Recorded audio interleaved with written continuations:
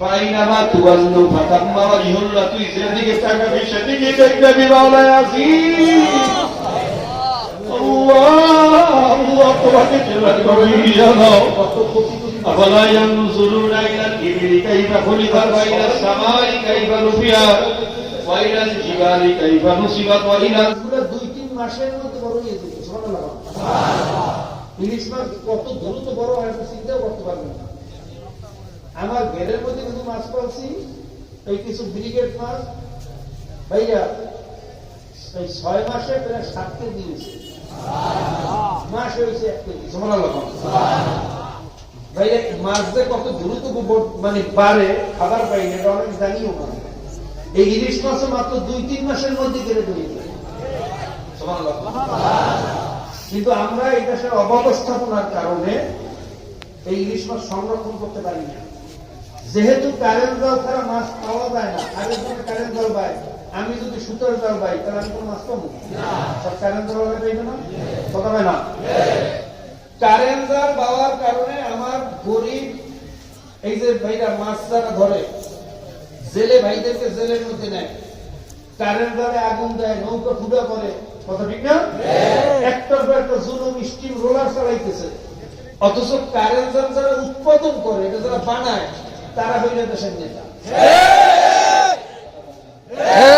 তারা এই নেতা হওয়ার কারণে ঘুষ দিয়া বিভিন্ন উপায়ে তারা জাল উৎপাদন করে আমাদের কাছে বেচতেছে, আবার আমাদেরকে নির্যাতন করতেছে। বলেন এটা কি বিচার না জুলুম? আরো জোরে কন, আরো জোরে কন। সব বিচারে গরিবের উপরে, আর বড় লোকরা খুব আরামে আছে। এই কথা ঠিক না? ঠিক। কাজে এই ভ্রান্ত পদ্ধতি বাংলাদেশে চলতে দেওয়া যায়? বলেন যায়। আজকে সামান্য কৃষকরা কৃষি লোন, কেউ 5,000, কেউ 10,000, এই কৃষি লোনের 10,000 টাকা ঋণ খেলাপি হওয়ার কারণে তাকে নিয়ে জেলে ঢুকায়, কথা কয় না? আর এছাড়াও 120 কোটি 1,20 কোটি টাকা বিদেশে পাচার করছে, ব্যাংক লুট করছে, তাদেরকে আশ্রয় প্রশ্রয় দিয়ে রাখতেছে এই নেতারা, কথা ঠিক না? ঠিক। যারা পুরো দেশটা লুট করে ফেলাইছে তাদেরকে হেফাজত করে, আর আমার গরিব মানুষের উপর স্ট্যাম্প রোলার চালায়। এই বিষাক্ত পদ্ধতি বাংলাদেশে চলতে দেওয়া যাবে না।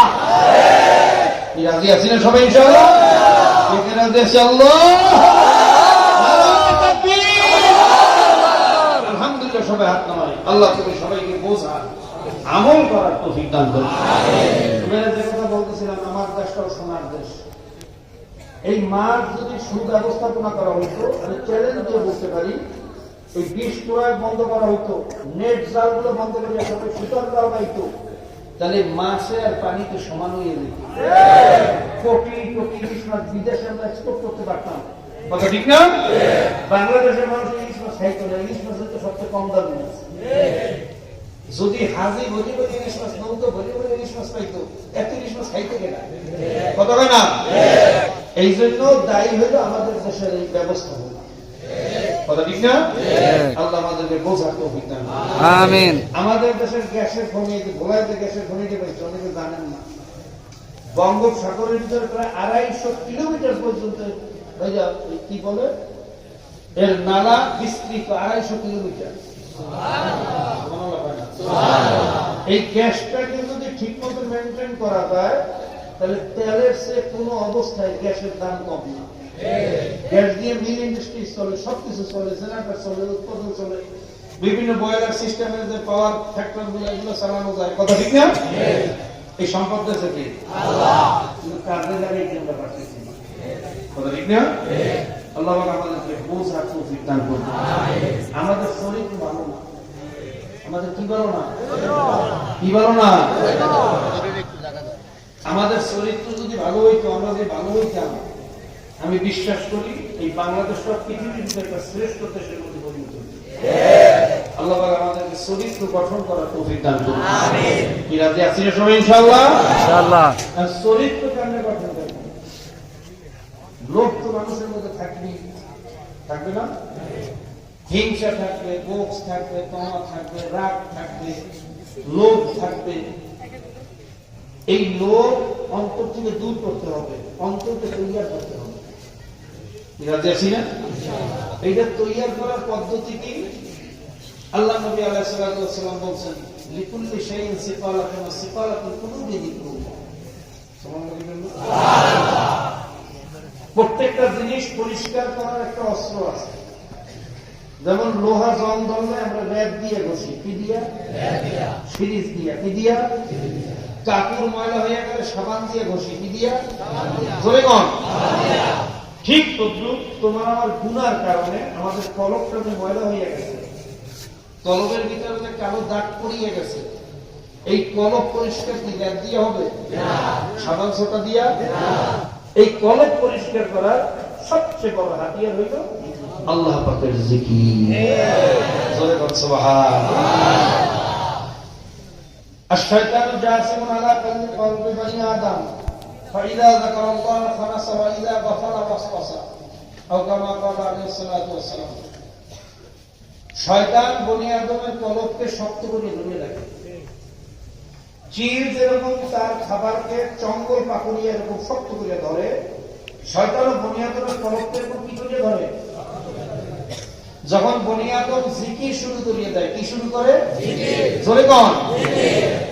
ফাইদা যাকারাল্লাহ খানাসা, শয়তান তখন ওখান থেকে পালাইতে বাধ্য হয়। জোরে কোন সুবহানাল্লাহ।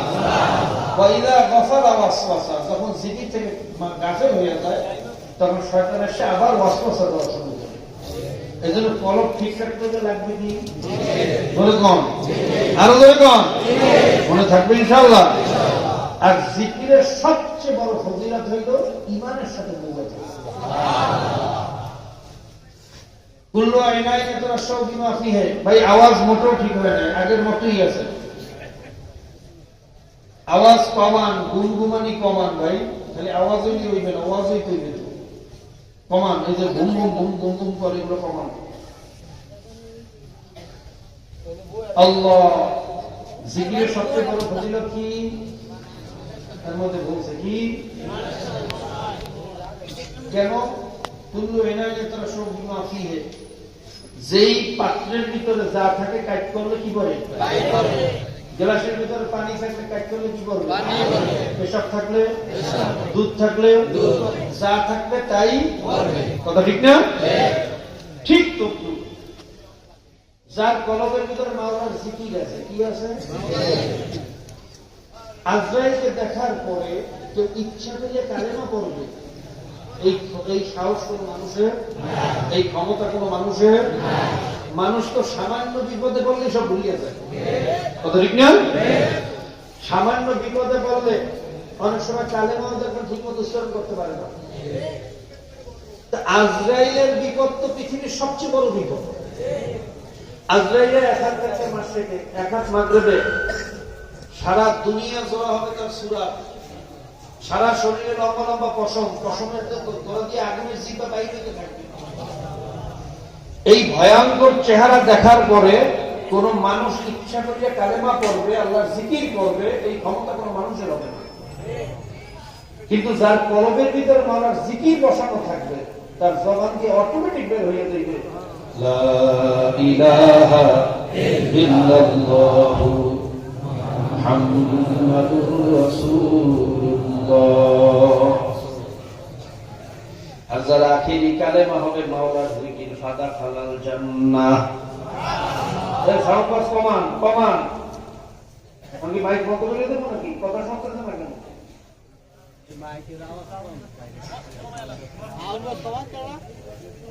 কাজী ভাইজান জিকির বেশি বেশি পরিমাণে করতে হবে। কলব পরিষ্কার করার জন্য জিকিরের কোনো বিকল্প নাই, এই জন্য জিকির বেশি করতে হবে। রাজি আছি না নাই? আছে। জোরে বল রাজি না নারাজি? রাজি। আল্লাহ পাক রব্বুল আলামিন বলেছেন, আল্লাযীনা ইয়াযকুরুনাল্লাহা কিয়ামান ওয়া কুউদান ওয়া আলা জুনুবিহিম ওয়া ইয়াতাফাক্কারুনা ফি খালকিস সামাওয়াতি ওয়াল আরদ রব্বানা মা খালাকতা হাযা বাতিলান সুবহানাকা وقنا عذاب النار সবাই বলুন সুবহানাল্লাহ আল্লাহ পাক বলেন জ্ঞানী হইল সমস্ত ব্যক্তিরা যারা দাঁড়ানো অবস্থায় বসা অবস্থায় শোয়া অবস্থায় অর্থাৎ সর্ব অবস্থায় মাওলার জিকির বেশি বেশি করে কি বেশি করে যারা পাথফাইন্ডার বানাইছে তাদেরকে আল্লাহ পাক জ্ঞানী বলেন না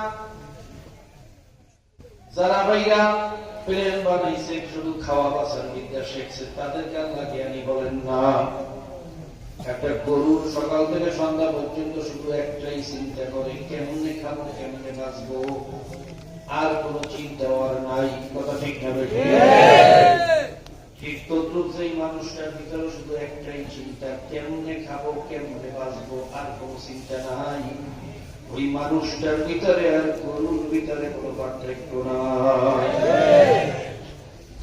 যার ভিতরে এই চিন্তা নাই কোথায় ছিলাম কোথায় আসছি কোথায় রওনা করছি বাবা কোথায় গেল দাদা কোথায় গেল নানা কোথায় গেল আমি কোথায় যাব দুনিয়াতে কিভাবে আসলাম মায়ের পেটে কিভাবে ছিলাম জোরে বল সুবহানাল্লাহ মায়ের পেটে যখন ছিলাম তখন নাক দিয়ে শ্বাস করা লাগে নাই নাভি দিয়া খাওয়াইছে মুখ দিয়া খাওয়ার দরকার হয় নাই পায়খানা পেশাব করার কোনো প্রয়োজন হয় নাই দুনিয়াতে আসার পরে এখন আমার নাক বা শ্বাস বন্ধ হয়ে গেলে বাঁচি না পায়খানা পেশাব বন্ধ হয়ে গেলে আমাকে আর বাঁচাইতে পারে না দুনিয়ার সমস্ত ডাক্তার একত্রিত হইয়া আমাকে নাভি দিয়ে খাওয়াইতে পারে না ওই মায়ের ভিতরে সবসময় পানির ভিতরে ভাসতেছিলাম তখন কিভাবে মাওলা বাঁচাইয়া রাখলো আর এখন আমি কেমনে বাঁচতেছি আমার মাওলা কেমন কুদরতের মাওলা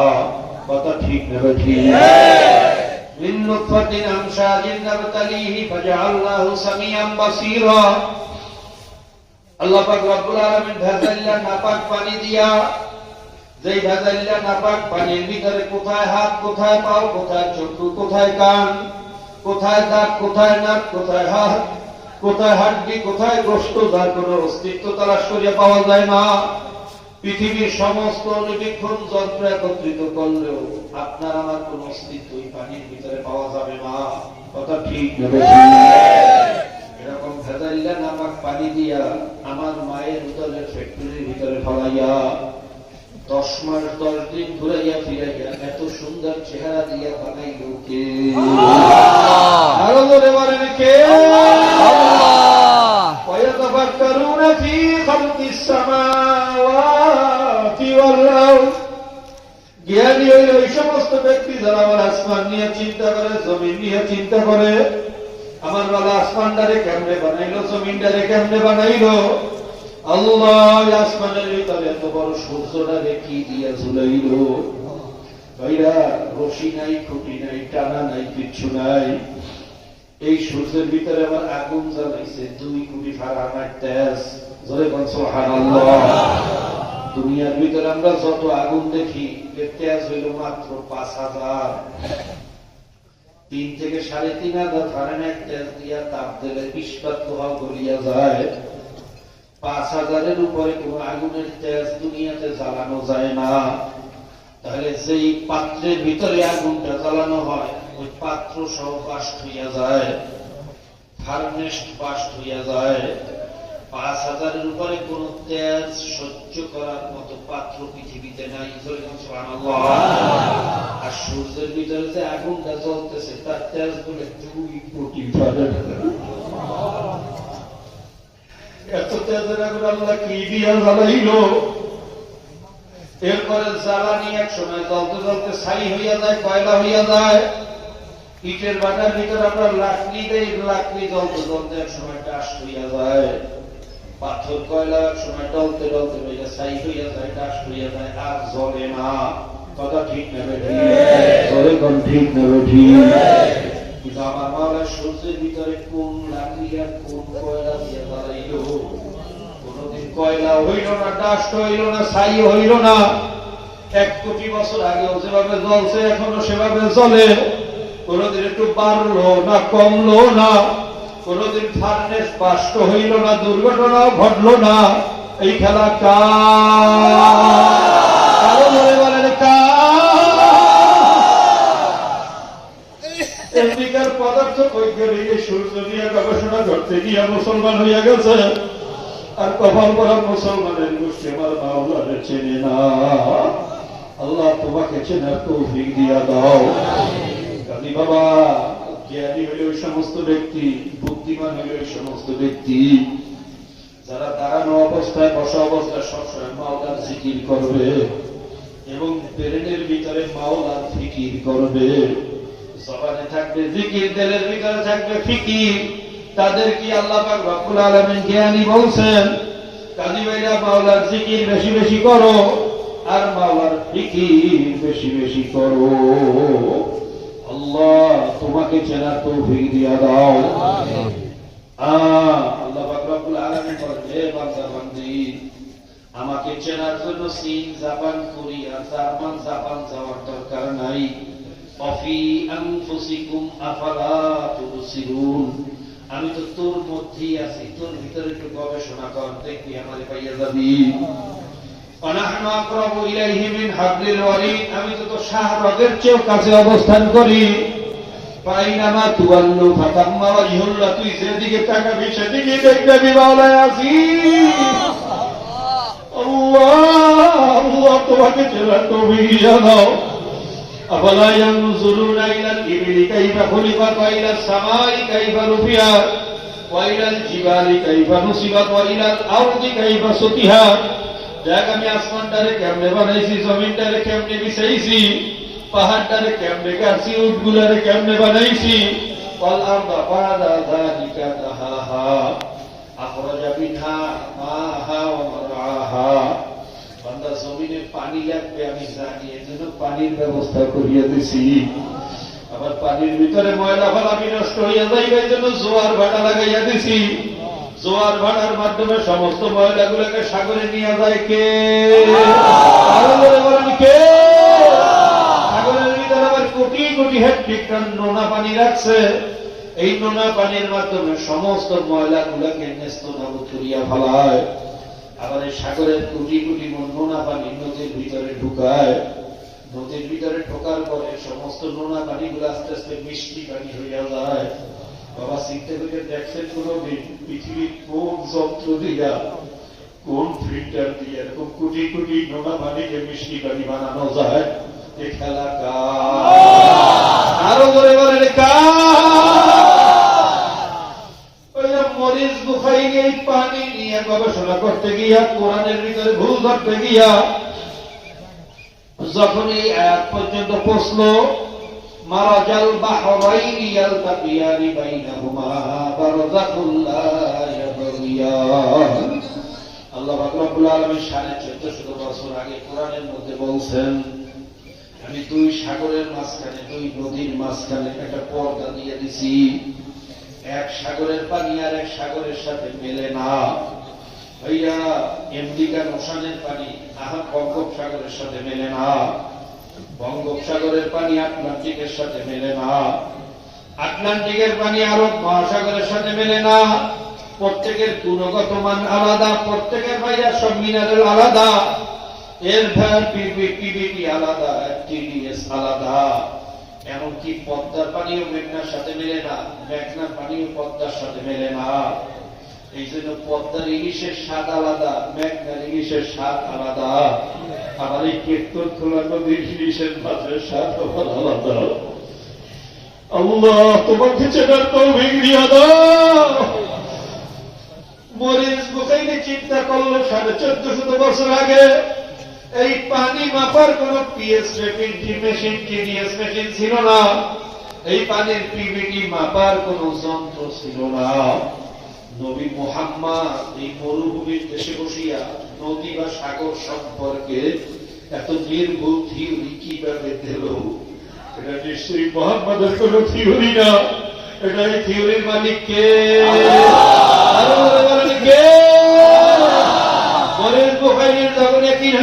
কালেমা করিয়া মুসলমান হইয়া গেছে, আর কপাল মোরা মুসলমানের গোষ্ঠী আমার মাওলারে ছেড়ে না। ডক্টর হিলারিয়ান হেইগে ব্রিটেনের বড় প্রভাবশালী খেলাইয়া পাদ্রী পোপ ফ্রান্সিসের মতো আরেক প্রভাবশালী পোপ আমার মালিকের পরিচয় পাইয়া মুসলমান হইয়া গেছে। জোরে কোন সুবহানাল্লাহ। ব্রিটিশ প্রধানমন্ত্রী টনি ব্লেয়ারের সঙ্গে লরেন বুথ, সাবেক প্রধানমন্ত্রী, যে ব্রিটিশ আইনে সারা পৃথিবীটা নিয়ন্ত্রণ হয়, সেই ব্রিটিশ প্রধানমন্ত্রী টনি ব্লেয়ারের সঙ্গে লরেন বুথ আফগানিস্তানে গিয়া জার্নালিজমের কামে মাওলার পরিচয় পাইয়া মুসলমান হইয়া গেছে।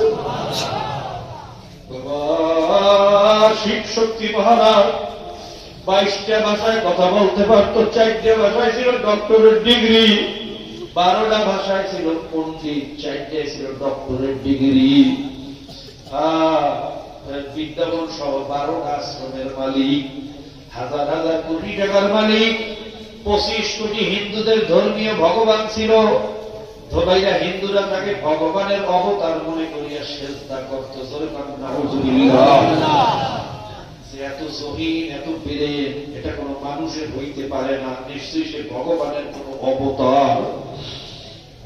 এই মহা শিব শক্তি মহারাজ সে চিন্তা করলো, সব নিয়েই তো গবেষণা করলাম, কোরআন নিয়ে গবেষণা হইল না, আমি তো আরবি ভাষায়ও পণ্ডিত, এটা কোরআন নিয়ে তখন গবেষণা করতে গেছে, যত পৃষ্ঠা উল্টায় ততই আশ্চর্য হইয়া যায়। এটা কেমন কিতাব? এই কিতাব তো মানুষের দ্বারা লেখা সম্ভব না।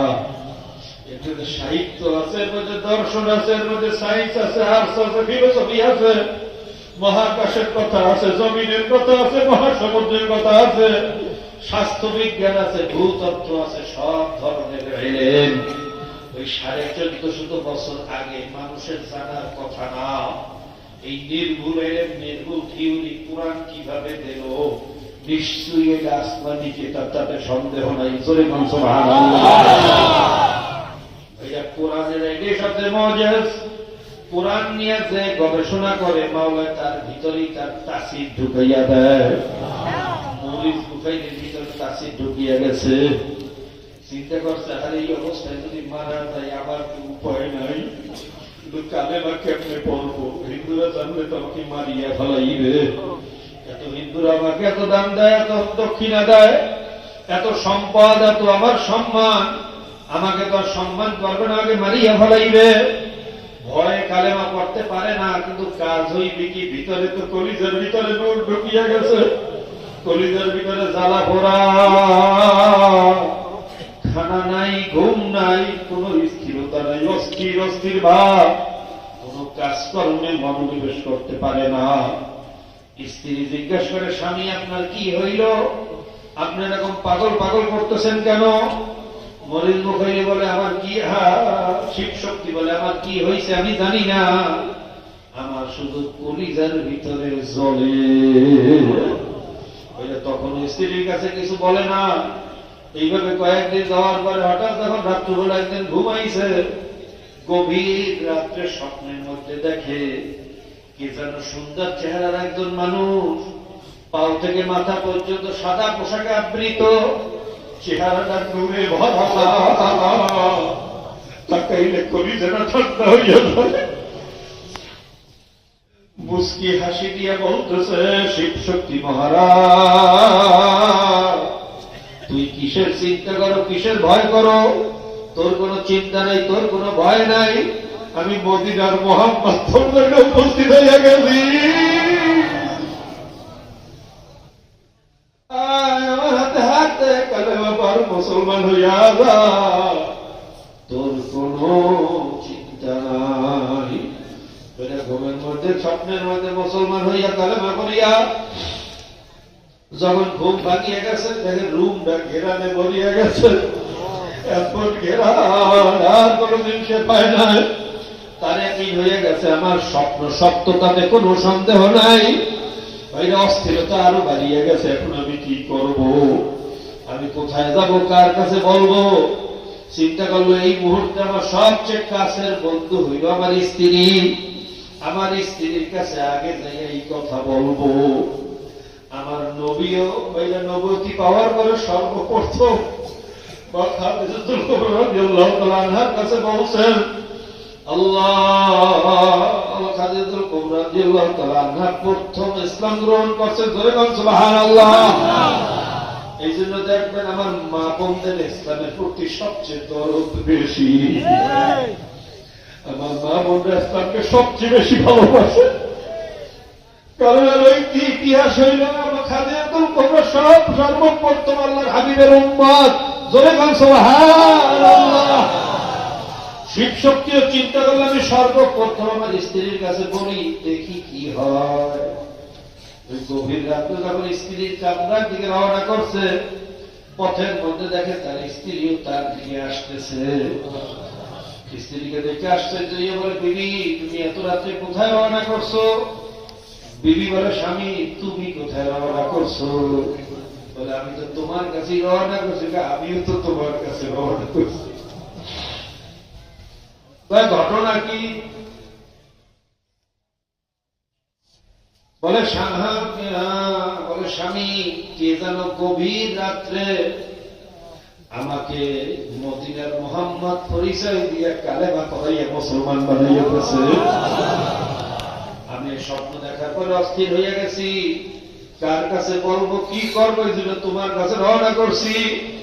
এই কথা শোনার পরে শিব শক্তি দুই চোখের পানি ছাড়িয়ে দিয়ে বাউলার দরবারে কাঁদবে আর বলেন, মালিক তোমার খেলা বোঝা বড় দায়, তোমার খেলা বুঝতে পারে কে আছে কোথায়। শিব শক্তি বলে, বিবি কাজ হইয়া গেছে, আল্লাহ বুঝি কবুল করিয়া ফলাইছে। আমারে আল্লাহ একা ছাড়বে না, তোমার আল্লাহ কবুল করিয়া লইছে। বিবি আমি তো এই কথাই তোমার কাছে বলার জন্য রওনা করছি। চলো বিবি, আর এখানে থাকা যাবে না, ভারতের হিন্দুরা জানতে পারলে আমাদেরকে মারিয়া ফেলাইবে। ভাইরা সব সারিয়া, টাকা পয়সা, সম্পদ, ক্ষমতা, সম্মান, এই সব কিছু সারিয়া শুধু কালেমার মহাব্বতের দেশ থেকে বাংলাদেশে এসে বলাইছে। ভারতের চাপে বাংলাদেশে টেকতে পারে না, তাড়াতাড়ি বাংলাদেশ সারিয়া মালয়েশিয়া গিয়ে আশ্রয় নিয়েছে। আজকে শিব শক্তির মতো মানুষ যদি কালেমার মহাব্বতে, আমার মাওলার মহাব্বতে দুনিয়ার সব স্বার্থ, সব সম্পদ, সব কিছু ত্যাগ করতে পারে, আর কপাল পোড়া মুসলমানের গোষ্ঠী মুসলমানের ঘরে জন্ম হইয়া বিনা চেষ্টায় ইসলামের দাওয়াত করিয়া আমার মাওলা পরিচয় ভাইয়া আজকে ইসলাম বোঝো না। বাবা মনে করতে হবে কপাল পুড়িয়া গেছে, আর কিছু না। বেশি বেশি মাওলার কাছে দোয়া করেন, আমার জন্য দোয়া করেন, আমিও সবার জন্য দোয়া করি। মাওলা যেন তার গোলাপ হইয়া কবরে যাওয়ার তৌফিক দিয়া দেয়। আল্লাহ যেন তার জাকির শাকির খাঁটি বান্দা হইয়া, বান্দি হইয়া কবরে যাওয়ার তৌফিক দিয়া দেয়। কলব তৈয়ার করা লাগবে, কলবে বাইরা পরিষ্কার করা লাগবে। কলব তৈয়ার করার জন্য সবচেয়ে বড় হাতিয়ার মাওলার জিকির। বেশি বেশি মাওলার জিকির করো, দেখবা কলব পরিষ্কার হইয়া গেছে। একটু ধ্যান ও খেয়ালের সাথে, মহাব্বতের সাথে মাওলার জিকির করো। জবানে জিকির করো, লা ইলাহা ইল্লাল্লাহ। ধীরে ধীরে খেয়াল করো, আল্লাহ বাদে কেহ মাবুদ নাই, আল্লাহ বাদে কেহ মাবুদ নাই। লা ইলাহা ইল্লাল্লাহ, লা ইলাহা ইল্লাল্লাহ, লা ইলাহা ইল্লাল্লাহ, লা ইলাহা ইল্লাল্লাহ, লা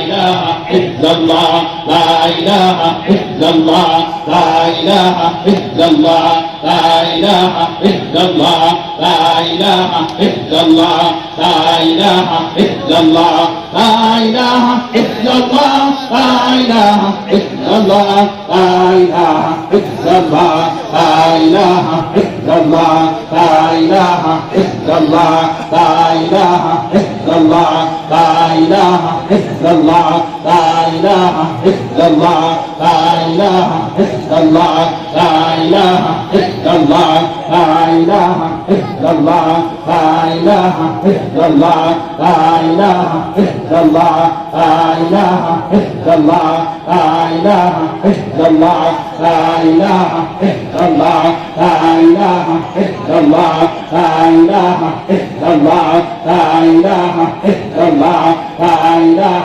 إلا الله لا إله إلا